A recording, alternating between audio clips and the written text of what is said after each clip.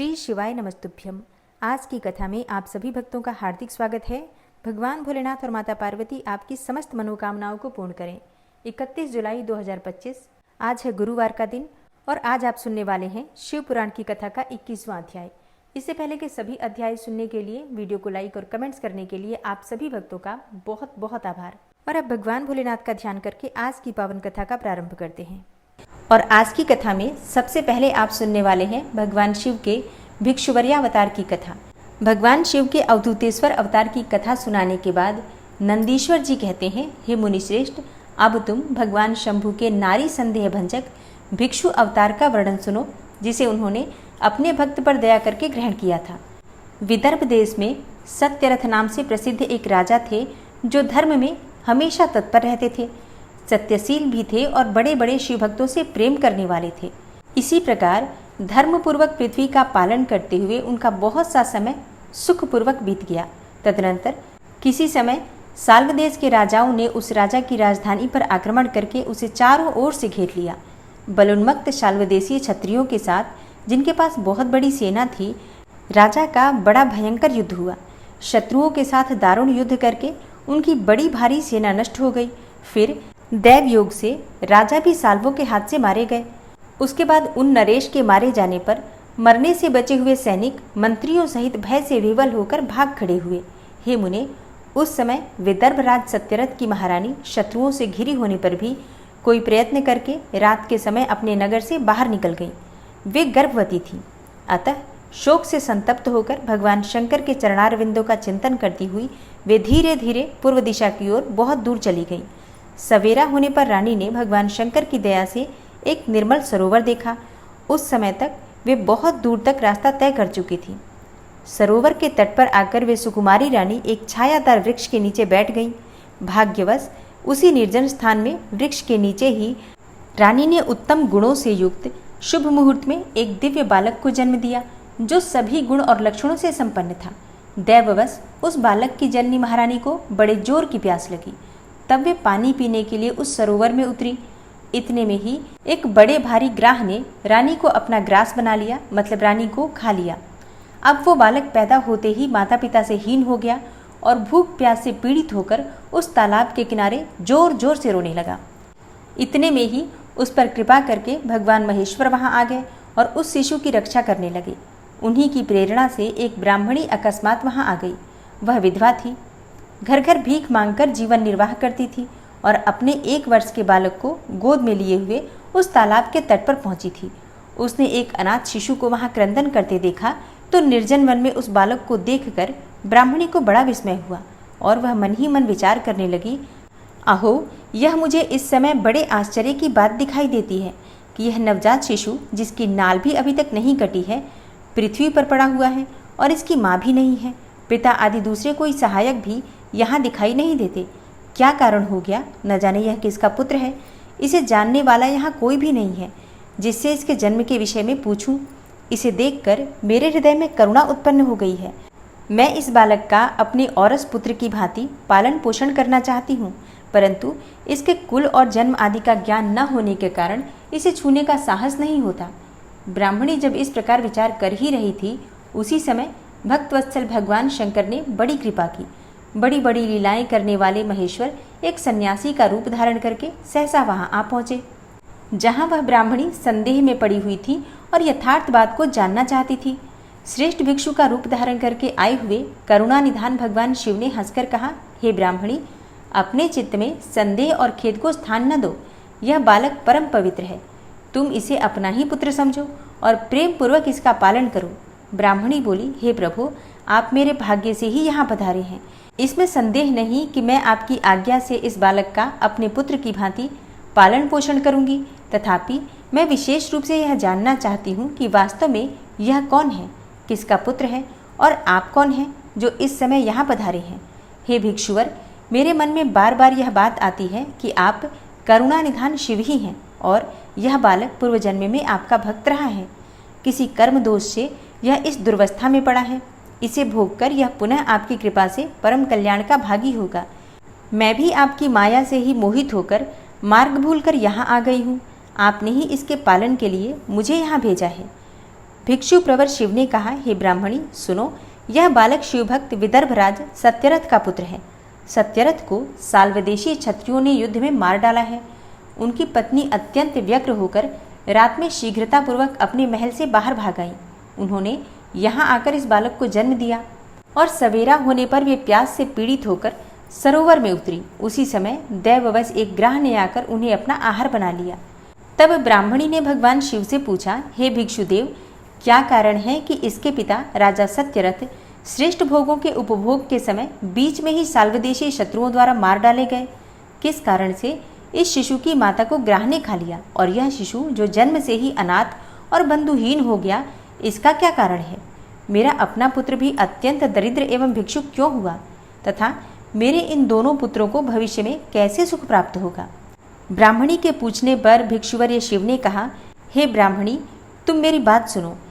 इस राजकुमार के पिता विदर्भराज पूर्व जन्म में पांड्य देश के श्रेष्ठ राजा थे। वे सब धर्मों के ज्ञाता थे और संपूर्ण पृथ्वी का धर्मपूर्वक पालन करते थे। एक दिन प्रदोष काल में राजा भगवान शंकर का पूजन कर रहे थे और बड़ी भक्ति से त्रिलोकीनाथ महादेव जी की आराधना में संलग्न थे। उसी समय नगर में सब ओर बड़ा भारी कोलाहल मचा। उस उत्कट शब्द को सुनकर राजा ने बीच में ही भगवान शंकर की पूजा छोड़ दी और नगर में क्षोभ फैलने की आशंका से राजभवन से बाहर निकल गए। इसी समय राजा का महाबली मंत्री शत्रु को पकड़कर उनके समीप ले आया। वह शत्रु कोई और नहीं बल्कि पांड्यराज का ही सामंत था।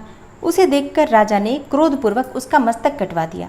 और अब आगे आने वाली लाइनें बड़े ध्यान से सुनिएगा, नियम समझ में आएगा, पूजा का भी और पूजा के फल का भी। भगवान शिव कहते हैं, शिव पूजा को छोड़कर नियम को समाप्त किए बिना ही राजा ने रात में भोजन भी कर लिया और इसी प्रकार से राजकुमार भी प्रदोष काल में शिव जी की पूजा किए बिना ही भोजन करके सो गया।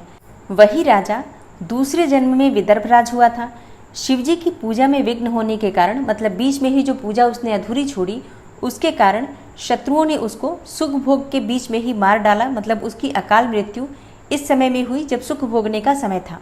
और पूर्व जन्म में जो उसका पुत्र था वही इस जन्म में भी हुआ है। और शिवजी की पूजा का उल्लंघन करने के कारण यह दरिद्रता को प्राप्त हुआ है। दरिद्रता मतलब जैसे कि राजकुमार है लेकिन फिर भी जन्म से पहले पिता, जन्म के तुरंत बाद माता और राज्य वगैरह सब कुछ छिन गया, तो वापस ये भिक्षु के घर, भिक्षु ब्राह्मणी के घर ही पलेगा।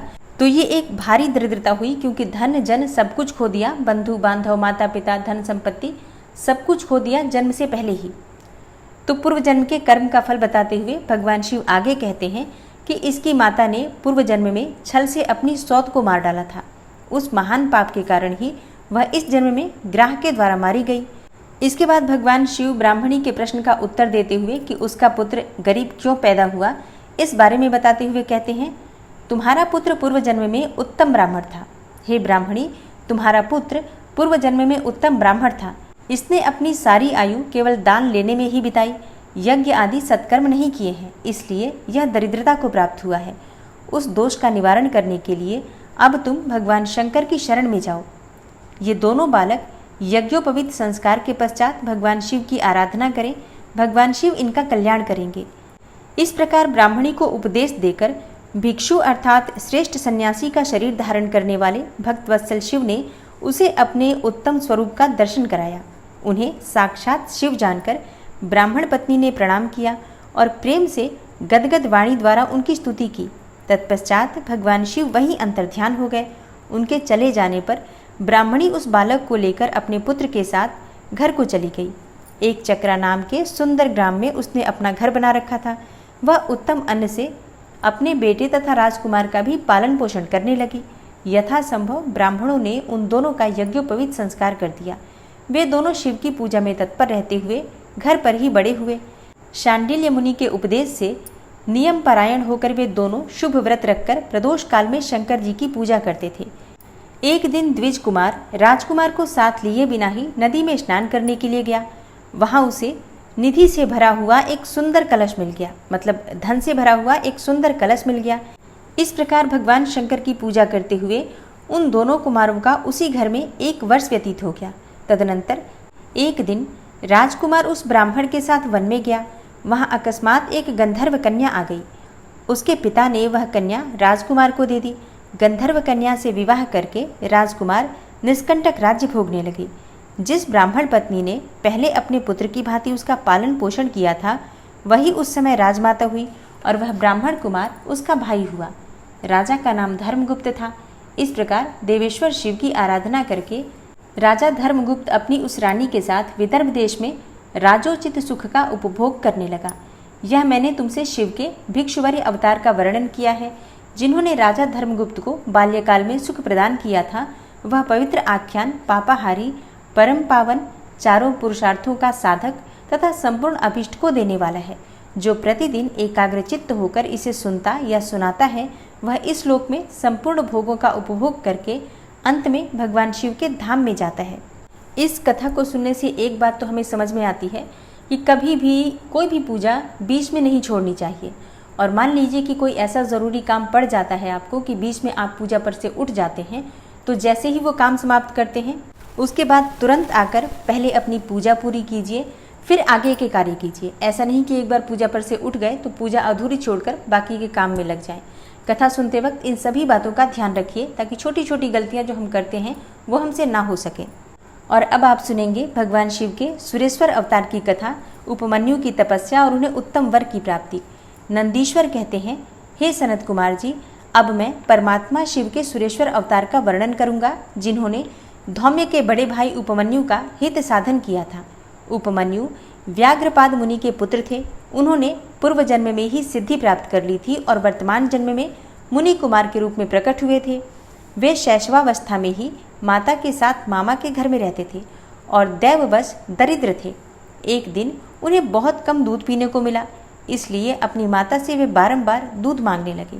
उनकी तपस्वी माता ने घर के भीतर जाकर एक उपाय किया। उच्च वृत्ति से लाए हुए कुछ बीजों को सिल पर पीसा और उन्हें पानी में घोलकर कृत्रिम दूध तैयार किया। फिर बेटे को पुचकार कर वह उसे पीने को दिया। माँ के दिए हुए उस नकली दूध को पीकर बालक उपमन्यु बोले, यह तो दूध नहीं है। इतना कहकर वे फिर रोने लगे। बेटे का रोना धोना सुनकर माँ को बड़ा दुख हुआ। अपने हाथ से उपमन्यु की दोनों आंखें पोंछकर उनकी लक्ष्मी जैसी माता ने कहा, बेटा, हम लोग सदा वन में निवास करते हैं, हमें यहाँ दूध कहाँ से मिल सकता है? भगवान शिव की कृपा के बिना किसी को दूध नहीं मिलता। हे वत्स, पूर्व जन्म में भगवान शिव के लिए जो कुछ किया गया है, वर्तमान जन्म में वही मिलता है। माता की यह बात सुनकर उपमन्यु ने भगवान शिव की आराधना करने का निश्चय किया। वे तपस्या के लिए हिमालय पर्वत पर गए और वहाँ वायु पीकर रहने लगे। उन्होंने 8 ईंटों का एक मंदिर बनाया और उसके भीतर मिट्टी के शिवलिंग की स्थापना करके उसमें माता पार्वती सहित शिव का आवाहन किया। तत्पश्चात जंगल के पत्र और पुष्प इत्यादि लेकर भक्ति भाव से पंचाक्षर मंत्र के उच्चारण पूर्वक सांब शिव की पूजा करने लगे। माता पार्वती और शिव का ध्यान करके उनकी पूजा करने के पश्चात वे पंचाक्षर मंत्र का जप किया करते थे। इस तरह दीर्घ काल तक उन्होंने बड़ी भारी तपस्या की। हे मुने, बालक उपमन्यु की तपस्या से चराचर प्राणियों सहित त्रिभुवन संतप्त हो उठा। तब देवताओं की प्रार्थना से उपमन्यु के भक्ति भाव की परीक्षा लेने के लिए भगवान शंकर उनके समीप पधारे। उस समय शिव ने देवराज इंद्र का, पार्वती ने शची का, नंदीश्वर वृषभ ने ऐरावत हाथी का तथा शिव के गणों ने संपूर्ण देवताओं का रूप धारण कर लिया। निकट आने पर सुरेश्वर रूपधारी शिव ने बालक उपमन्यु को वर मांगने के लिए कहा। उपमन्यु ने पहले तो शिव भक्ति मांगी, फिर अपने को इंद्र बताकर जब उन्होंने शिव की निंदा की, तब उस बालक ने भगवान शिव के अतिरिक्त दूसरे किसी से कुछ भी लेना अस्वीकार कर दिया। वे इंद्र को मारकर स्वयं भी मर जाने को उद्यत हो गए। उन्होंने जो अघोरास्त्र चलाया उसे नंदी ने पकड़ लिया और उन्होंने अपने को जलाने के लिए जो अग्नि की धारणा की उसे भगवान शिव ने शांत कर दिया। फिर वे सब के सब अपने यथार्थ स्वरूप में प्रकट हो गए। शिव ने उपमन्यु को अपना पुत्र माना और उनका मस्तक सूंघकर कहा, हे वत्स, मैं तुम्हारा पिता और ये पार्वती देवी तुम्हारी माता हैं। तुम्हें आज से सनातन कुमारत्व प्राप्त होगा। मैं तुम्हारे लिए दूध, दही और मधु के सहस्त्रों समुद्र देता हूँ और भक्ष्य भोज्य आदि पदार्थों के भी समुद्र तुम्हारे लिए सुलभ होंगे। मैं तुम्हें अमरत्व तथा अपने गणों का आधिपत्य प्रदान करता हूँ। ऐसा कहकर शंभु ने उपमन्यु को बहुत से दिव्य वर दिए। पाशुपत व्रत, पाशुपत ज्ञान तथा व्रत योग का उपदेश किया, प्रवचन की शक्ति दी और अपना परम पद अर्पित किया। फिर दोनों हाथों से उपमन्यु को हृदय से लगाकर उनका मस्तक सूंघा और देवी पार्वती को सौंपते हुए कहा, यह तुम्हारा बेटा है। पार्वती ने भी बड़े प्यार से उनके मस्तक पर अपना कर कमल रखा और उन्हें अक्षय कुमार पद प्रदान किया। शिव ने संतुष्ट होकर उनके लिए पिंडीभूत एवं अविनाशी साकार क्षीर सागर प्रस्तुत कर दिया। साथ ही योग संबंधी ऐश्वर्य, नित्य संतोष, अक्षय ब्रह्म विद्या तथा उत्तम समृद्धि प्रदान की। उनके कुल और गोत्र के अक्षय होने का वरदान भी दिया और यह भी कहा कि मैं तुम्हारे इस आश्रम पर नित्य निवास करूंगा। इतना कहकर भगवान शिव अंतर्ध्यान हो गए।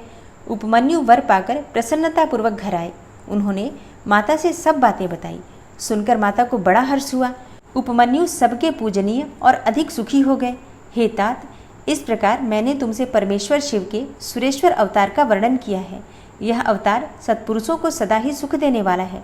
सुरेश्वर अवतार की यह कथा पाप को दूर करने वाली तथा संपूर्ण मनोवांछित फलों को देने वाली है और जो मनुष्य इसे भक्तिपूर्वक सुनता है या फिर सुनाता है वह संपूर्ण सुखों को भोगकर अंत में भगवान शिव को प्राप्त होता है। और अब आप सुनेंगे भगवान शिव जी के किरातावतार की कथा। किरातावतार के प्रसंग में श्री कृष्ण द्वारा द्वैत वन में दुर्वासा के शाप से पांडवों की रक्षा, व्यास जी का अर्जुन को शक्र विद्या और पार्थिव पूजन की विधि बताकर तप के लिए सम्मति देना, अर्जुन का इंद्रकील पर्वत पर तप करना, इंद्र का आगमन और अर्जुन को वरदान, अर्जुन का शिवजी के उद्देश्य से पुनः तप में प्रवृत्त होना। तदनंतर पार्वती के विवाह प्रसंग में हुए जटिल नर्तक तथा द्विज अवतारों की, फिर अश्वत्थामा अवतार की बात कहकर नंदीश्वर जी आगे कहते हैं, हे बुद्धिमान सनत कुमार जी, अब तुम पिनाकधारी भगवान शिव के किरान नामक अवतार का वर्णन सुनो। उस अवतार में उन्होंने मूक नामक दैत्य का वध और प्रसन्न होकर अर्जुन को वर प्रदान किया था। जब सुयोधन ने महाबली पांडवों को जुए में जीत लिया तब वे सती साध्वी द्रौपदी के साथ द्वैत वन में चले गए। वहीं वे पांडव सूर्य द्वारा दी हुई बटलोई का आश्रय लेकर सुखपूर्वक अपना जीवन बिताने लगे। हे प्रियवर, उसी समय सुयोधन ने आदरपूर्वक मुनिवर दुर्वासा को छल करने के प्रयोजन से पांडवों के निकट जाने के लिए प्रेरित किया। तब महर्षि दुर्वासा अपने 10,000 शिष्यों के साथ आनंद पूर्वक वहां गए और पांडवों से मनोनुकूल भोजन की याचना की। तब उन सभी पांडवों ने उनकी प्रार्थना स्वीकार करके दुर्वासा आदि तपस्वी मुनियों को स्नान करने के लिए भेजा। हे मुनीश्वर, इधर अन्न भाव के कारण वे सभी पांडव बड़े संकट में पड़ गए और मन ही मन प्राण त्याग देने का विचार करने लगे। तब द्रौपदी ने श्री कृष्ण का स्मरण किया। वे तत्काल ही वहां आ पहुंचे और शाक के पत्ते का भोग लगाकर उन सभी तपस्वियों को तृप्त कर दिया। फिर तो महर्षि दुर्वासा अपने शिष्यों को तृप्त हुआ जानकर वहां से चलते बने। इस प्रकार श्री कृष्ण की कृपा से उस समय पांडव संकट से मुक्त हुए। तदनंतर भगवान श्री कृष्ण ने पांडवों को शिवजी की आराधना करने की सम्मति दी। फिर व्यास जी ने भी आकर उन्हें शंकर के समाराधन का आदेश देते हुए कहा, शिवजी संपूर्ण दुखों का विनाश करने वाले हैं। वे भक्ति करने से थोड़े ही समय में प्रसन्न हो जाते हैं। इसीलिए सभी लोगों को शंकर जी की सेवा करनी चाहिए। वे महेश्वर प्रसन्न होने पर भक्तों की सारी अभिलाषाएं पूर्ण कर देते हैं, यहाँ तक कि वे इस लोक में सारा भोग और परलोक में मोक्ष तक दे डालते हैं। यह बिल्कुल निश्चित बात है। इसलिए भुक्ति मुक्ति रूपी फल की कामना वाले मनुष्यों को सदा शंभु की सेवा करनी चाहिए, क्योंकि भगवान शंकर साक्षात परम पुरुष दुष्टों के संहारक और सत्पुरुषों के आश्रय स्वरूप हैं। अब अर्जुन पहले दृढ़ता पूर्वक शक्र विद्या का जप करें, तब इंद्र पहले परीक्षा लेंगे, पीछे संतुष्ट हो जाएंगे। प्रसन्न होने पर वे सर्वदा विघ्नों का नाश करते रहेंगे और फिर शिव जी का श्रेष्ठ मंत्र प्रदान करेंगे। नंदीश्वर जी कहते हैं, हे मुने, इतना कहकर व्यास जी अर्जुन को बुलाकर उन्हें शक्र विद्या का उपदेश देने को उद्यत हुए। तब तीक्ष्ण बुद्धि वाले अर्जुन ने स्नान करके पूर्व मुख बैठकर उस विद्या को ग्रहण कर लिया। फिर उदार बुद्धि मुनिवर व्यास जी ने अर्जुन को पार्थिव लिंग के पूजन का विधान बतलाकर उनसे कहा। व्यास जी बोले, हे पार्थ, अब तुम यहाँ से परम रमणीय इंद्रकील पर्वत पर जाओ और वहाँ जाह्नवी के तट पर बैठकर सम्यक रूप से तपस्या करो। यह विद्या अदृश्य रूप से सदा तुम्हारा हित करती रहेगी। अर्जुन को ऐसा आशीर्वाद देकर व्यास जी पांडवों से कहने लगे, हे नृपश्रेष्ठो, तुम सब लोग धर्म पर दृढ़ बने रहो। इससे तुम्हें सर्वथा श्रेष्ठ सिद्धि की प्राप्ति होगी। इसमें अन्यथा विचार करने की आवश्यकता नहीं है। नंदीश्वर जी कहते हैं, हे मुने, इस प्रकार मुनिवर व्यास उन पांडवों को आशीर्वाद देकर तथा शिवजी के चरण कमलों का स्मरण करके तुरंत ही अंतर्ध्यान हो गए। उधर शिव मंत्र के धारण करने से अर्जुन में भी अनुपम तेज व्याप्त हो गया। वे उस समय उद्दीप्त हो उठे। अर्जुन को देखकर सभी पांडवों को निश्चय हो गया कि अवश्य ही हमारी विजय होगी, क्योंकि अर्जुन में विपुल तेज उत्पन्न हो गया है। तब उन्होंने अर्जुन से कहा, व्यास जी के कथन से ऐसा प्रतीत होता है कि इस कार्य को केवल तुम ही कर सकते हो, यह दूसरे के द्वारा कभी भी सिद्ध नहीं हो सकता। अतः जाओ और हम लोगों का जीवन सफल बनाओ। तब अर्जुन ने चारों भाइयों तथा द्रौपदी से अनुमति मांगी। उन लोगों को अर्जुन के विछोह का दुख तो हुआ, पर कार्य की महत्ता देखकर सभी ने अनुमति दे दी। फिर तो अर्जुन मन ही मन प्रसन्न होते हुए उस उत्तम पर्वत इंद्रकील को चले गए। वहां पहुंचकर वे गंगा जी के समीप एक मनोरम स्थान पर, जो स्वर्ग से भी उत्तम और अशोक वन से सुशोभित था, ठहर गए। वहां उन्होंने स्नान करके गुरुवर को नमस्कार किया और जैसा उपदेश मिला था उसी के अनुसार स्वयं ही अपना वेश बनाया। फिर पहले मन ही मन इंद्रियों का अपकर्ष करके वे आसन लगाकर बैठ गए। तत्पश्चात समसूत्र वाले सुंदर पार्थिव शिवलिंग का निर्माण करके उनके आगे अनुपम तेजो राशि शंकर का ध्यान करने लगे।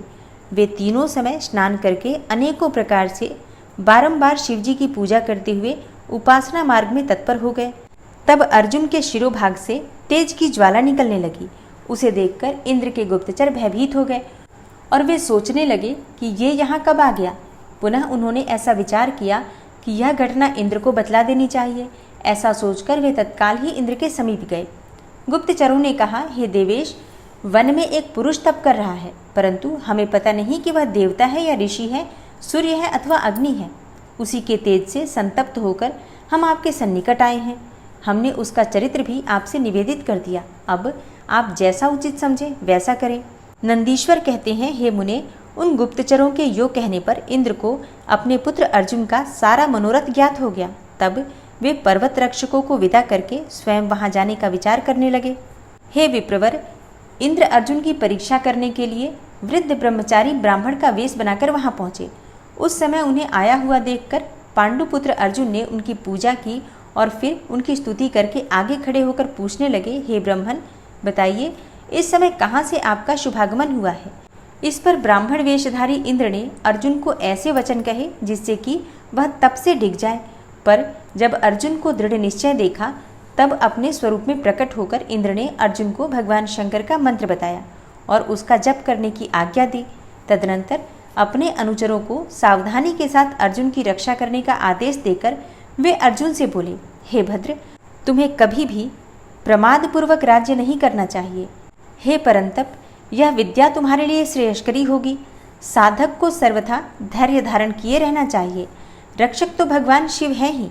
वे संपत्तियां और फल अर्थात मोक्ष दोनों समान रूप से देंगे, इसमें तनिक भी संशय नहीं है। नंदीश्वर जी कहते हैं, हे मुने, इस प्रकार अर्जुन को वरदान देकर देवराज इंद्र शिवजी के चरण कमलों का स्मरण करते हुए अपने भवन को लौट गए। तब महावीर अर्जुन ने भी सुरेश्वर को प्रणाम किया और फिर वे अपने मन को वश में करके इंद्र के उपदेश के अनुसार शिवजी के उद्देश्य से तपस्या करने लगे। नंदीश्वर जी आगे कहते हैं, हे मुने, इसके बाद अर्जुन व्यास जी के उपदेश के अनुसार विधि पूर्वक स्नान करके तथा न्यास करके अपने परम भक्ति के साथ शिवजी का ध्यान करने लगे। उस समय वे एक श्रेष्ठ मुनि की भांति एक ही पैर के बल पर खड़े होकर सूर्य की ओर एकाग्र दृष्टि करके खड़े खड़े मंत्र जप कर रहे थे। इस प्रकार वे परम प्रेम पूर्वक मन ही मन शिवजी का स्मरण करके शंभु के सर्वोत्कृष्ट पंचाक्षर मंत्र का जप करते हुए घोर तप करने लगे। उस तपस्या का ऐसा उत्कृष्ट तेज प्रकट हुआ जिससे देवगण विस्मित हो गए। पुनः वे शिवजी के पास गए और समाहित चित्त से बोले, देवताओं ने कहा, हे सर्वेश, एक मनुष्य आपके लिए तपस्या में निरत है। हे प्रभु, वह व्यक्ति जो कुछ चाहता है उसे आप दे क्यों नहीं देते। नंदीश्वर जी कहते हैं, हे मुने, यो कहकर देवताओं ने अनेकों प्रकार से उनकी स्तुति की। फिर उनके चरणों की ओर दृष्टि लगाकर वे विनम्र भाव से खड़े हो गए। तब उदार बुद्धि एवं प्रसन्नात्मा महाप्रभु शिवजी उस वचन को सुनकर ठठाकर हंस पड़े और देवताओं से इस प्रकार बोले। शिवजी ने कहा, हे देवताओं, अब तुम लोग अपने स्थान को लौट जाओ। मैं सब तरह से तुम लोगों का कार्य संपन्न करूंगा। यह बिल्कुल सत्य है, इसमें संदेह की गुंजाइश ही नहीं है। नंदीश्वर जी कहते हैं, हे मुने, शंभु के उस वचन को सुनकर देवताओं को पूर्णतया निश्चय हो गया। तब वे सब अपने स्थान को लौट गए। इसी समय मूक नामक एक दैत्य शूकर का रूप धारण करके वहां आया। हे विपेंद्र, उसे उस समय मायावी दुरात्मा दुर्योधन ने अर्जुन के पास भेजा था। वह जहां अर्जुन स्थित थे उसी मार्ग से अत्यंत वेगपूर्वक पर्वत शिखरों को उखाड़ता, वृक्षों को छिन्न भिन्न करता तथा अनेकों प्रकार के शब्द करता हुआ आया। तब अर्जुन की भी दृष्टि उस मूक नामक असुर पर पड़ी। वे शिवजी के पाद पद्मों का स्मरण करके यो विचार करने लगे। अर्जुन ने मन ही मन कहा, यह कौन है और कहाँ से आ रहा है? यह तो क्रूर कर्मा दिखाई पड़ रहा है। निश्चय ही यह मेरा अनिष्ट करने के लिए आ रहा है। इसमें तनिक भी संशय नहीं है, क्योंकि जिसका दर्शन होने पर अपना मन प्रसन्न हो जाए वह निश्चय ही अपना हितैषी होता है, और जिसके दिखने पर मन व्याकुल हो जाए वह शत्रु ही है। आचार से कुल का, शरीर से भोजन का, वार्तालाप से शास्त्र ज्ञान का और नेत्र से स्नेह का परिचय मिलता है। मतलब हम जो व्यवहार करते हैं उससे हमारे कुल का, हमारे खानदान का पता चलता है। किसी के भी शरीर को देखकर उसके भोजन का, अर्थात वो किस प्रकार का भोजन करता है, इस प्रकार का अंदाजा लगाया जा सकता है।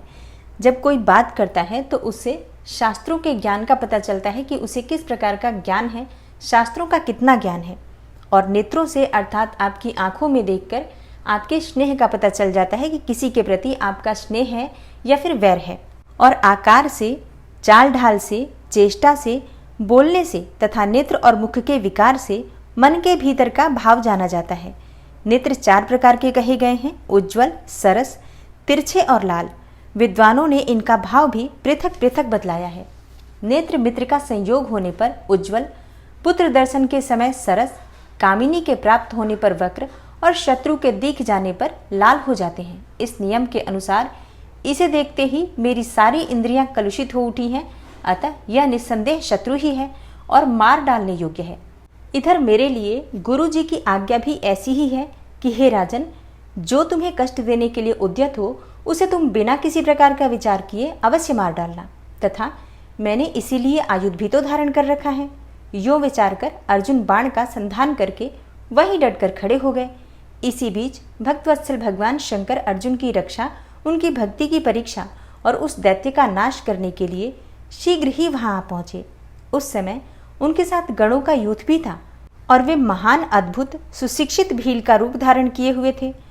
उनकी काछ बंधी थी और उन्होंने वस्त्र खंडों में ईशान ध्वज बांध रखा था। उनके शरीर पर श्वेत धारियां चमक रही थी और पीठ पर बाणों से भरा हुआ तरकश बंधा था और वे स्वयं धनुष बाण धारण किए हुए थे। उनका गण यूथ भी वैसी ही साज सज्जा से युक्त था। इस प्रकार शिव भिल्लराज बने हुए थे। वे सेनाध्यक्ष होकर तरह तरह के शब्द करते हुए आगे बढ़े। इतने में सुअर की गुर्राहट का शब्द 10 दिशाओं में गूंज उठा। उस शब्द से पर्वत आदि सभी जड़ पदार्थ झन्ना उठे। तब उस वनेचर के शब्द से घबराकर अर्जुन सोचने लगे, अहो, क्या ये भगवान शिव तो नहीं है जो यहाँ शुभ करने के लिए पधारे हैं? क्योंकि मैंने पहले से ही ऐसा सुन रखा है। पुनः श्री कृष्ण और व्यास जी ने भी ऐसा ही कहा है तथा देवताओं ने भी बारंबार स्मरण करके ऐसी ही घोषणा की है कि शिवजी कल्याणकर्ता और सुखदाता हैं। वे मुक्ति प्रदान करने के कारण मुक्तिदाता कहे जाते हैं। उनका नाम स्मरण करने से मनुष्य का निश्चय ही कल्याण हो जाता है। जो लोग स्वभाव से उनका भजन करते हैं उन्हें स्वप्न में भी दुख का दर्शन नहीं होता, और यदि कदाचित कुछ दुख आ ही जाता है तो उसे कर्मजनित समझना चाहिए। सो भी बहुत की आशंका होने पर भी बहुत थोड़ा होता है, अथवा उसे विशेष रूप से प्रारब्ध का ही दोष मानना चाहिए, अथवा कभी कभी भगवान शंकर अपनी इच्छा से थोड़ा या अधिक दुख भुगता कर फिर निसंदेह उसे दूर कर देते हैं। वे विष को अमृत और अमृत को विष बना देते हैं। यूँ जैसी उनकी इच्छा होती है वे वैसा ही करते हैं। भला उन समर्थ को कौन मना कर सकता है? अन्यान्य प्राचीन भक्तों की भी ऐसी ही धारणा थी। अतः भावी भक्तों को सदा इसी विचार पर अपने मन को स्थिर रखना चाहिए। लक्ष्मी रहे अथवा चली जाए, मृत्यु आंखों के सामने ही क्यों न उपस्थित हो जाए, लोग निंदा करें अथवा प्रशंसा, परंतु शिव भक्ति से दुखों का विनाश होता ही है। शंकर अपने भक्तों को, चाहे वे पापी हो या फिर पुण्यात्मा, सदा सुख देते हैं, और यदि कभी वे परीक्षा के लिए भक्त को कष्ट में डाल भी देते हैं तो भी अंत में दयालु स्वभाव होने के कारण वे ही उसके सुखदाता भी होते हैं। फिर तो वह भक्त उसी प्रकार निर्मल हो जाता है जैसे कि आग में तपाया हुआ सोना शुद्ध हो जाता है। इसी तरह की बातें मैंने पहले भी मुनियों के मुख से सुन रखी है, अतः मैं शिव जी का भजन करके उसी से उत्तम सुख प्राप्त करूंगा। अर्जुन यो विचार कर ही रहे थे कि तब तक बाण का लक्ष्यभूत वह सूअर वहां आ पहुंचा। उधर शिवजी भी उस सूअर के पीछे लगे हुए दिख पड़े।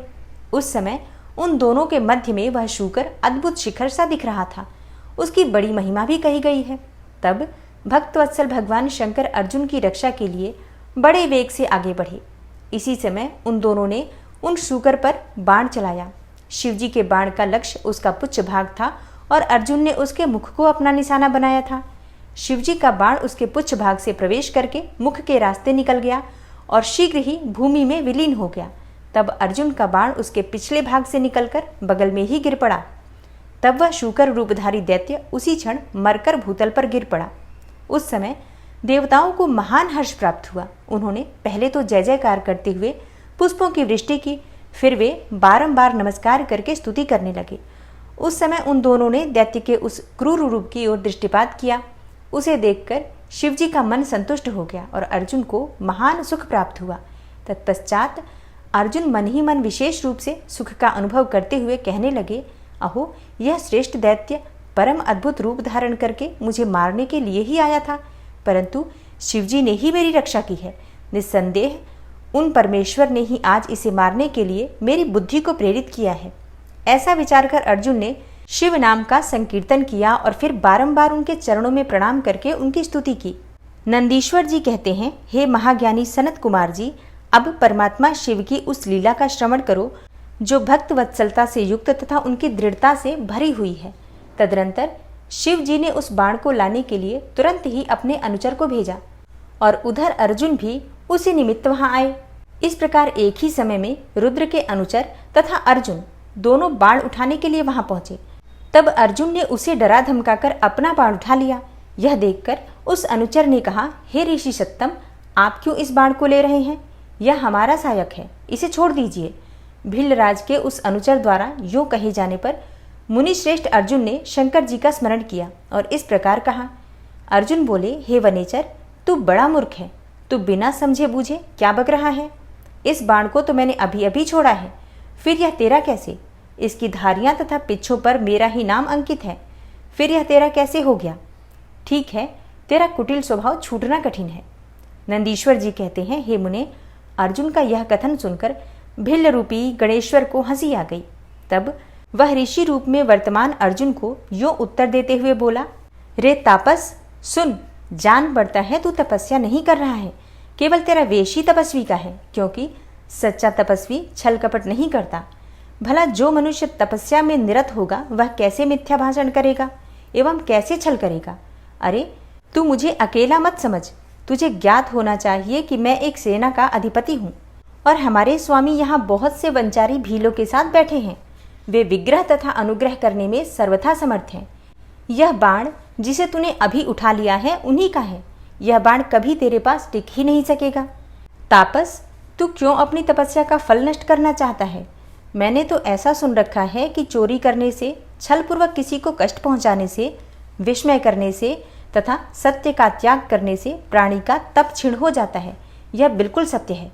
ऐसी दशा में अब तुझे तप का फल कैसे प्राप्त होगा? उस बाण को ले लेने से तू तप से च्युत होकर तथा कृतज्ञ हो जाएगा, क्योंकि निश्चय ही यह मेरे स्वामी का बाण है और तेरी रक्षा के लिए ही उन्होंने इसे छोड़ा था। इस बाण से तो उन्होंने शत्रु को मार ही डाला और फिर बाण को भी सुरक्षित रखा। तू तो महान कृतज्ञ तथा तपस्या में अमंगल करने वाला है। जब तू सत्य नहीं बोल रहा है तब फिर इस तप से सिद्धि की अभिलाषा कैसे कर सकता है? अथवा यदि तुझे बाण से ही प्रयोजन है तो मेरे स्वामी से ही मांग ले, वे स्वयं तुझे इस प्रकार के बहुत से बाण दे सकते हैं। मेरे स्वामी आज यहाँ वर्तमान भी हैं, तू उनसे क्यों नहीं याचना करता? तू जो उपकार का परित्याग करके अपकार करना चाहता है तथा अभी अभी कर भी रहा है, यह तेरे लिए उचित नहीं है। तू चपलता छोड़ दे। इस पर कुपित होकर अर्जुन ने उससे भी कई बातें कही। दोनों में बड़ा विवाद हुआ। अंत में अर्जुन ने कहा, हे वंचारी भील, तू मेरी सारी बातों का सार सुन ले। जिस समय तेरा स्वामी आएगा उस समय मैं उसे उसका फल चखाऊंगा। तेरे साथ युद्ध करना तो मुझे शोभा नहीं देता, अतः मैं तेरे स्वामी के साथ ही लोहा लूंगा, क्योंकि सिंह और गीदड़ का युद्ध उपहासास्पद ही माना जाता है। हे भील, तूने मेरी बात तो सुन ही ली, अब तू मेरे महान बल को भी देखेगा। जा अपने स्वामी के पास लौट जा, अथवा जैसी तेरी इच्छा हो वैसा कर। नंदीश्वर ने कहा, हे मुने, अर्जुन के यूं कहने पर वह भील जहाँ शिवावतार सेनापति किरात विराजमान थे वहां गया और उन भीलराज से अर्जुन का सारा वचन विस्तार पूर्वक कह सुनाया। उसकी बातें सुनकर उन किरातेश्वर को महान हर्ष हुआ। तब भील रूपधारी भगवान शंकर अपनी सेना के साथ वहां गए। उधर पांडुपुत्र अर्जुन ने भी जब किरात की उस सेना को देखा तब वे भी धनुष बाण लेकर सामने आकर डट गए। तदनंतर किरात ने पुनः उस दूत को भेजा और उसके द्वारा भरतवंशी महात्मा अर्जुन से यो कहलवाया। किरात ने कहा, हे तपस्विन, तनिक इस सेना की ओर दृष्टिपात तो करो। अरे, अब तुम बाण छोड़कर जल्दी भाग जाओ। क्यों तुम इस समय एक सामान्य काम के लिए प्राण गंवाना चाहते हो? तुम्हारे भाई दुख से पीड़ित हैं, स्त्री तो उनसे भी अधिक दुखी होगी। मेरा तो ऐसा विचार है कि ऐसा करने से पृथ्वी भी तुम्हारे हाथ से चली जाएगी। नंदीश्वर जी कहते हैं, हे मुने, जब अर्जुन की सब तरह से रक्षा करने के लिए किरात रूपधारी परमेश्वर शंभु ने उनकी भक्ति की दृढ़ता की परीक्षा के निमित्त ऐसी बातें कही, तब वह शिवदूत उसी समय अर्जुन के पास पहुंचा और उसने वह सारा वृतांत उनसे विस्तार पूर्वक कह सुनाया। उसकी बात सुनकर अर्जुन ने उस समागत दूत से पुनः कहा, हे दूत, तुम जाकर अपने सेनापति से कहो कि तुम्हारे कथनानुसार करने से सारी बातें विपरीत हो जाएंगी। यदि मैं तुम्हें अपना बाण दे देता हूं तो निस्संदेह मैं अपने कुल को दूषित करने वाला सिद्ध होऊंगा। इसलिए भले ही मेरे भाई दुखार्थ हो जाएं तथा मेरी सारी विद्याएं निष्फल हो जाएं, परंतु तुम आओ तो सही। मैंने ऐसा कभी नहीं सुना है कि कहीं सिंह गीदड़ से डर गया हो। इसी प्रकार राजा अर्थात क्षत्रिय कभी भी वनेचर से भयभीत नहीं हो सकता। नंदीश्वर जी कहते हैं, हे मुने, अर्जुन के यो कहने पर वह दूत पुनः अपने स्वामी के पास लौट गया और उसने अर्जुन की कही हुई सारी बातें उनके सामने विशेष रूप से निवेदन कर दी। उन्हें सुनकर किरात वेशधारी सेनानायक महादेव जी अपनी सेना के साथ अर्जुन के सम्मुख आए। उन्हें आया हुआ देखकर अर्जुन ने शिव जी का ध्यान किया, फिर निकट जाकर उनके साथ अत्यंत भीषण संग्राम छेड़ दिया। इस प्रकार गणों सहित महादेव जी के साथ अर्जुन का घोर युद्ध हुआ। अंत में अर्जुन ने शिव जी के चरण कमल का ध्यान किया। उनका ध्यान करने से अर्जुन का बल बढ़ गया। तब वे शंकर जी के दोनों पैर पकड़कर उन्हें घुमाने लगे। उस समय भक्तवत्सल महादेव जी हंस रहे थे। हे मुने, भक्त पराधीन होने के कारण वे अर्जुन को अपनी दासता प्रदान करना चाहते थे, इसीलिए उन्होंने ऐसी लीला रची थी, अन्यथा ऐसा होना सर्वथा असंभव था। तत्पश्चात शंकर जी ने भक्त परवशता के कारण मुस्कुराकर वहीं अपना सौम्य एवं अद्भुत रूप सहसा प्रकट कर दिया। हे पुरुषोत्तम, शिवजी का जो स्वरूप वेदों, शास्त्रों तथा पुराणों में वर्णित है तथा व्यास जी ने अर्जुन को ध्यान करने के लिए जिस सर्व सिद्धिदाता रूप का उपदेश दिया था, शिवजी ने वही रूप दिखाया। तब ध्यान द्वारा प्राप्त होने वाले शिवजी के उस सुंदर रूप को देखकर अर्जुन को महान विस्मय हुआ। फिर वे लज्जित होकर स्वयं पश्चाताप करने लगे। अहो, जिसको मैंने प्रमुख रूप से वर्ण किया है वे त्रिलोकी के अधीश्वर कल्याणकर्ता साक्षात शिव तो ये ही हैं। हाय, इस समय मैंने ये क्या कर डाला। अहो, भगवान शिव की माया बड़ी बलवती है, वह बड़े बड़े मायावियों को भी मोह में डाल देती है। फिर मेरी तो विषाद ही क्या है। उन्हीं प्रभु ने अपने रूप को छिपाकर यह कौन सी लीला रची है। मैं तो उनके द्वारा छला गया। इस प्रकार अपनी बुद्धि से भली भांति विचार करके अर्जुन ने प्रेम पूर्वक हाथ जोड़कर एवं मस्तक झुकाकर भगवान शिव को प्रणाम किया और फिर खिन्न मन से यो कहा। अर्जुन बोले, हे देवाधिदेव महादेव, आप तो बड़े कृपालु तथा भक्तों के कल्याण करता हैं। हे सर्वेश, आपको मेरा अपराध क्षमा कर देना चाहिए। इस समय आपने अपने रूप को छिपाकर यह कौन सा खेल किया है। आपने तो मुझे छल लिया। हे प्रभु, आप स्वामी के साथ युद्ध करने वाले मुझको धिक्कार है। नंदीश्वर जी कहते हैं, हे मुने, इस प्रकार पांडुपुत्र अर्जुन को महान पश्चाताप हुआ। तत्पश्चात वे शीघ्र ही महाप्रभु शंकर जी के चरणों में लौट गए। यह देखकर भक्तवत्सल महेश्वर का चित्त प्रसन्न हो गया। तब वे अर्जुन को अनेकों प्रकार से आश्वासन देकर यूं बोले। शंकर जी ने कहा, हे पार्थ, तुम तो मेरे परम भक्त हो, अतः खेद न करो।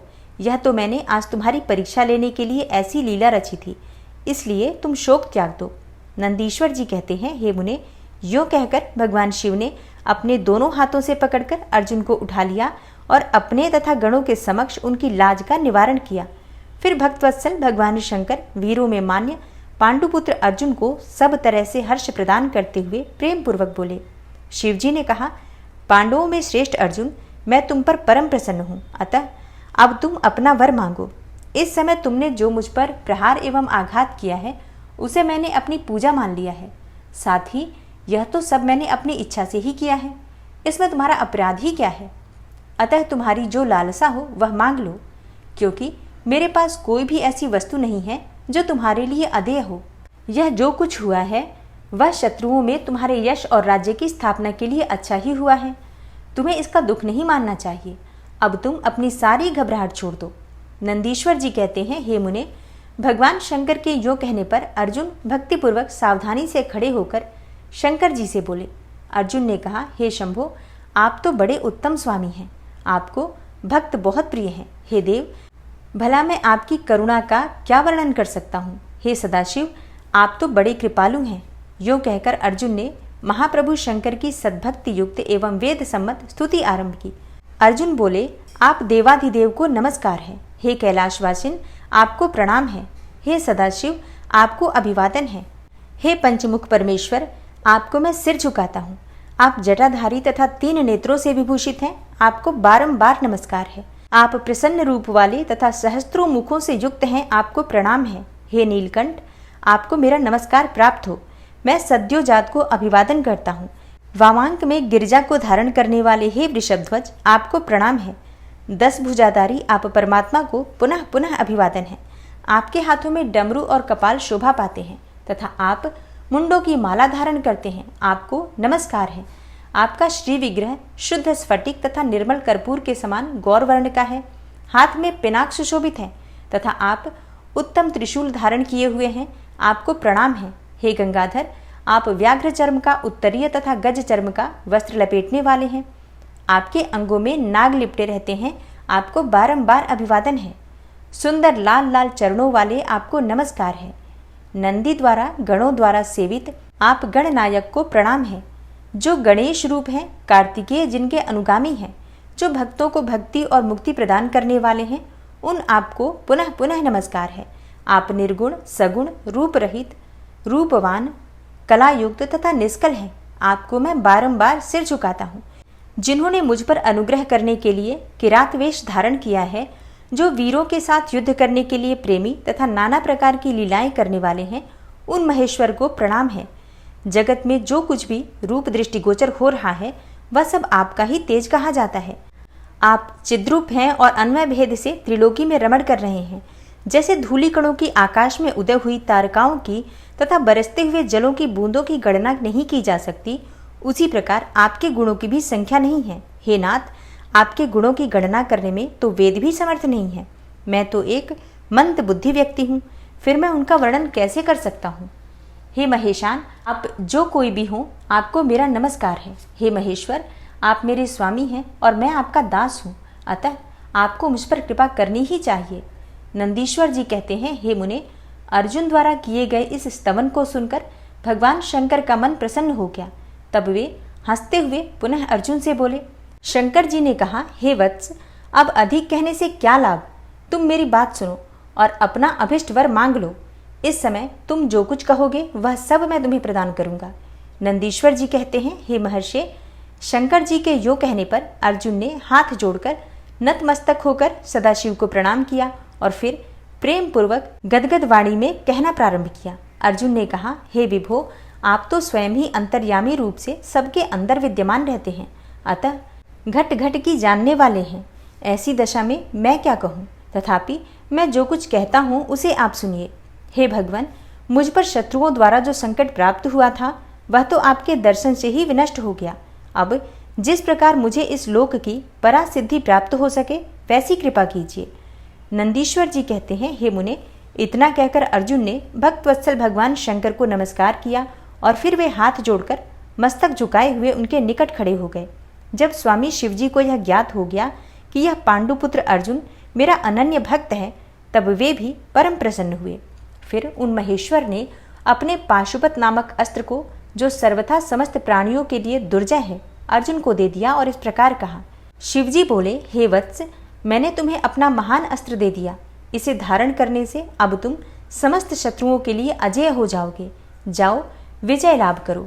साथ ही मैं श्री कृष्ण से भी कहूँगा, वे तुम्हारी सहायता करेंगे, क्योंकि श्री कृष्ण मेरे आत्मस्वरूप भक्त और मेरा कार्य करने वाले हैं। हे भारत, मेरे प्रभाव से तुम निष्कंटक राज्य भोगो और अपने भाई युधिष्ठिर से सर्वदा नाना प्रकार के धर्म कार्य कराते रहो। नंदीश्वर जी कहते हैं, हे मुने, यो कहकर शंकर जी ने अर्जुन के मस्तक पर अपना कर कमल रख दिया और अर्जुन द्वारा पूजित होकर वे शीघ्र ही अंतर्ध्यान हो गए। इस प्रकार भगवान शंकर से वरदान और अस्त्र पाकर अर्जुन का मन प्रसन्न हो गया। तब वे अपने मुख्य गुरु शिव का भक्तिपूर्वक स्मरण करते हुए अपने आश्रम को लौट गए। वहां अर्जुन से मिलकर सभी भाइयों को ऐसा आनंद प्राप्त हुआ मानो मृतक शरीर में प्राण का संचार हो गया हो। उत्तम व्रत का पालन करने वाली द्रौपदी को अत्यंत सुख मिला। जब उन पांडवों को यह ज्ञात हुआ कि शिवजी परम संतुष्ट हो गए हैं, तब उनके हर्ष का पार नहीं रहा। उन्हें उस संपूर्ण वृतांत के सुनने से तृप्ति ही नहीं होती थी। उस समय उस आश्रम में महामनस्वी पांडवों का भला करने के लिए चंदन युक्त पुष्पों की वृष्टि होने लगी। तब उन्होंने हर्षपूर्वक संपत्ति दाता तथा कल्याणकर्ता शिव को नमस्कार किया और 13 वर्ष की अवधि को समाप्त हुई जानकर यह निश्चय किया कि अवश्य ही हमारी विजय होगी। इसी अवसर पर जब श्री कृष्ण को पता चला कि अर्जुन लौटकर आ गए हैं, तब यह समाचार सुनकर उन्हें बड़ा सुख मिला और वे अर्जुन से मिलने के लिए वहां पधारे तथा कहने लगे कि इसीलिए मैंने कहा था कि शंकर जी संपूर्ण कष्टों का विनाश करने वाले हैं। मैं नित्य उनकी सेवा करता हूँ, अतः आप लोग भी उनकी सेवा करें। हे मुने, इस प्रकार मैंने शंकर जी के किरात नामक अवतार का वर्णन किया। जो इसे सुनता अथवा दूसरे को सुनाता है, उसकी सारी कामनाएं पूर्ण हो जाती हैं। और अब आप सुनेंगे भगवान शिव जी के 12 ज्योतिर्लिंगावतारों का सविस्तार वर्णन। नंदीश्वर जी कहते हैं, हे महामुने, अब तुम सर्वव्यापी भगवान शंकर के 12 अन्य ज्योतिर्लिंग स्वरूपी अवतारों का वर्णन श्रवण करो, जो अनेकों प्रकार के मंगल करने वाले हैं। उनके नाम ये हैं: सौराष्ट्र में सोमनाथ, श्रीशैल पर मल्लिकार्जुन, उज्जैनी में महाकाल, ओंकार में अमरेश्वर, हिमालय पर केदार, डाकिनी में भीमशंकर, काशी में विश्वनाथ, गौतमी के तट पर त्रयंबकेश्वर, चिताभूमि में वैद्यनाथ, दारुक वन में नागेश्वर, सेतुबंध पर रामेश्वर और शिवालय में घुष्मेश्वर। हे मुने, परमात्मा शंभु के ये ही वे 12 अवतार हैं। ये दर्शन और स्पर्श करने से मनुष्य को सब प्रकार का आनंद प्रदान करते हैं। हे मुने, उनमें पहला अवतार सोमनाथ का है। यह चंद्रमा के दुख का विनाश करने वाला है। इनका पूजन करने से क्षय और कुष्ठ आदि रोगों का नाश हो जाता है। यह सोमेश्वर नामक शिवावतार सौराष्ट्र नामक पावन प्रदेश में लिंग रूप में स्थित है। पूर्व काल में चंद्रमा ने इनकी पूजा की थी। वहीं संपूर्ण पापों का विनाश करने वाला एक चंद्रकुंड भी है, जिसमें स्नान करने से बुद्धिमान मनुष्य संपूर्ण रोगों से मुक्त हो जाता है। परमात्मा शिव के सोमेश्वर नामक महालिंग का दर्शन करने से मनुष्य समस्त पापों से छूट जाता है और उसे भोग और मोक्ष सुलभ हो जाते हैं। हे तात, शंकर जी का मल्लिकार्जुन नामक दूसरा अवतार श्रीशैल पर हुआ। वह भक्तों को अभीष्ट फल प्रदान करने वाला है। हे मुने, भगवान शिव परम प्रसन्नता पूर्वक अपने निवास भूत कैलाशगिरी से लिंग रूप में श्रीशैल पर पधारे हैं। पुत्र प्राप्ति के लिए इनकी स्तुति की जाती है। हे महामुने, यह जो दूसरा ज्योतिर्लिंग है, वह दर्शन और पूजन करने से महासुख कारक होता है और अंत में मुक्ति भी प्रदान करता है। इसमें तनिक भी संशय नहीं है। हे तात, शंकर जी का महाकाल नामक तीसरा अवतार उज्जैनी नगरी में हुआ। वह अपने भक्तों की रक्षा करने वाला है। एक बार रत्नमाल निवासी दूषण नामक असुर, जो कि वैदिक धर्म का विनाशक, विप्रद्रोही तथा सब कुछ नष्ट करने वाला था, उज्जैनी में जा पहुंचा। तब वेद नामक ब्राह्मण के पुत्र ने शिवजी का ध्यान किया। फिर तो शंकर जी ने तुरंत ही प्रकट होकर हुंकार द्वारा उस असुर को भस्म कर दिया। तत्पश्चात अपने भक्तों का सर्वथा पालन करने वाले शिव देवताओं के प्रार्थना करने पर महाकाल नामक ज्योतिर्लिंग स्वरूप से वहीं प्रतिष्ठित हो गए। इन महाकाल नामक ज्योतिर्लिंग का प्रयत्न पूर्वक दर्शन और पूजन करने से मनुष्य की सारी कामनाएं पूर्ण हो जाती हैं और अंत में उसे परम गति प्राप्त होती है। परम आत्मबल से संपन्न परमेश्वर शंभु ने भक्तों को अभिष्ट फल प्रदान करने वाला ओंकार नामक चौथा अवतार धारण किया। हे मुने, विंध्यगिरि ने भक्तिपूर्वक विधि विधान से शिवजी का पार्थिव शिवलिंग स्थापित किया। उसी लिंग से विंध्य का मनोरथ पूर्ण करने वाले महादेव प्रकट हुए। तब देवताओं की प्रार्थना करने पर भुक्ति मुक्ति के प्रदाता भक्तवत्सल लिंग रूपी शंकर वहां 2 रूपों में विभक्त हो गए। हे मुनीश्वर, उनमें एक भाग ओंकार में ओंकारेश्वर नामक उत्तम लिंग के रूप में प्रतिष्ठित हुआ और दूसरा पार्थिव लिंग परमेश्वर नाम से प्रसिद्ध हुआ। हे मुने, इन दोनों में जिस किसी का भी दर्शन पूजन किया जाए उसे भक्तों की अभिलाषा पूर्ण करने वाला ही समझना चाहिए। हे महामुने, इस प्रकार मैंने तुम्हें इन दोनों महादिव्य ज्योतिर्लिंगों का वर्णन सुना दिया। परमात्मा शिव के 5वें अवतार का नाम है केदारेश। वह केदार में ज्योतिर्लिंग रूप में स्थित है। हे मुने, वहां श्री हरि के जो नर नारायण नामक अवतार हैं, उनके प्रार्थना करने पर शिवजी हिमगिरी के केदार शिखर पर स्थित हो गए। वे दोनों उस केदारेश्वर लिंग की नित्य पूजा करते हैं। वहां शंभु दर्शन और पूजन करने वाले भक्तों को अभीष्ट फल प्रदान करते हैं। हे तात, सर्वेश्वर होते हुए भी शिव इस खंड के विशेष रूप से स्वामी हैं। शिवजी का यह अवतार संपूर्ण अभीष्टों को प्रदान करने वाला है। महाप्रभु शंभु के 6ठे अवतार का नाम भीम शंकर है। इस अवतार में उन्होंने बड़ी बड़ी लीलाएं की हैं और भीमासुर का विनाश किया है। कामरूप देश के अधिपति राजा सुदक्षिण शिवजी के भक्त थे। भीमासुर उन्हें पीड़ित कर रहा था। तब शंकर जी ने अपने भक्त को दुख देने वाले उस अद्भुत असुर का वध करके उनकी रक्षा की। फिर राजा सुदक्षिण के प्रार्थना करने पर स्वयं शंकर जी डाकिनी में भीम शंकर नामक ज्योतिर्लिंग स्वरूप में स्थित हो गए। हे मुने, जो समस्त ब्रह्मांड स्वरूप तथा भोग मोक्ष प्रदाता हैं, वह विश्वेश्वर नामक 7वां अवतार काशी में हुआ। मुक्तिदाता सिद्ध स्वरूप स्वयं भगवान शंकर अपनी पूरी काशी में ज्योतिर्लिंग रूप में स्थित हैं। विष्णु आदि सभी देवता, कैलाशपति शिव और भैरव नित्य उनकी पूजा करते हैं।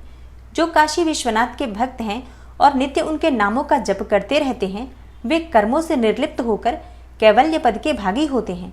चंद्रशेखर शिव का जो त्रयंबक नामक 8वां अवतार है, वह गौतम ऋषि के प्रार्थना करने पर गौतमी नदी के तट पर प्रकट हुआ था। गौतम की प्रार्थना से उन मुनि को प्रसन्न करने के लिए शंकर जी प्रेम पूर्वक ज्योतिर्लिंग स्वरूप से वहां अचल होकर स्थित हो गए। अहो, उन महेश्वर का दर्शन और स्पर्श करने से सारी कामनाएं सिद्ध हो जाती हैं। तत्पश्चात मुक्ति भी मिल जाती है। शिवजी के अनुग्रह से शंकर प्रिया परम पावनी गंगा गौतम के स्नेहवश वहां गौतमी नाम से प्रवाहित हुई। उनमें 9वां अवतार वैद्यनाथ नाम से प्रसिद्ध है। इस अवतार में बहुत सी विचित्र लीलाएं करने वाले भगवान शंकर रावण के लिए आविर्भूत हुए थे।